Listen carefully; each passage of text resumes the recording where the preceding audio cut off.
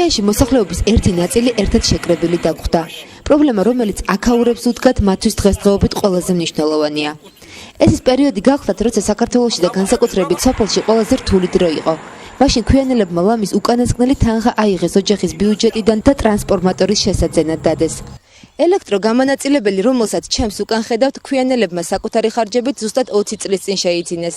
დღეს შესაბამისი ორგანოები ტრანსფორმატორის დემონტაჟს მხოლოდ იმ მიზეზის გამო აპირებს, რომ ქვიანელებმა ელექტროგამანაწილებლის გაფორმება თავის დროზე ვერ მოახერხეს.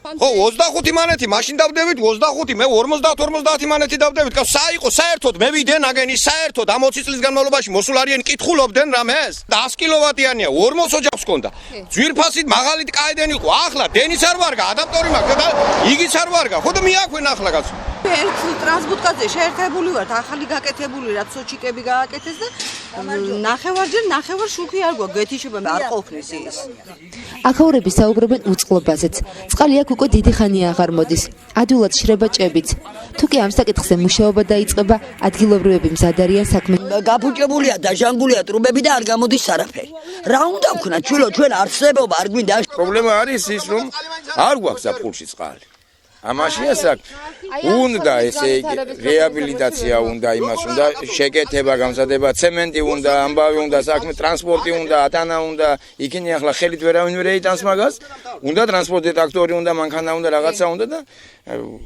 დაფინანსება უნდა უბრალოდ აქაურები ითხოვენ გაზიფიცირების პროცესის დაწყებასაც მით უმეტეს რომ ცენტრალური მაგისტრალი სოფელთან ახლოს გადის აქედან 100 მეტრში გადის 200-იანი უზარმაზარი ტრუბა გაზი მიდის აჭარაში.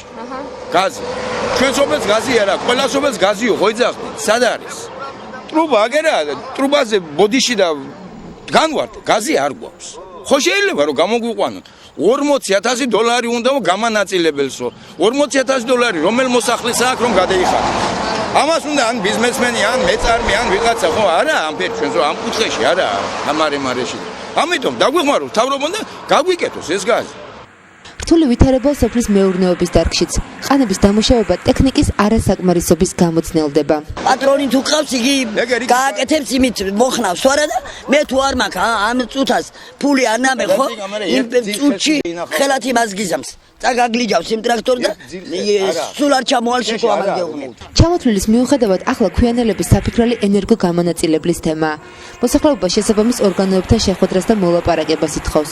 ვითარების მათთვის სასარგებლოდ შებრუნებას თუ არა ახსნა განმარტებას მაინც იმსახურებენ ადგილობრივები.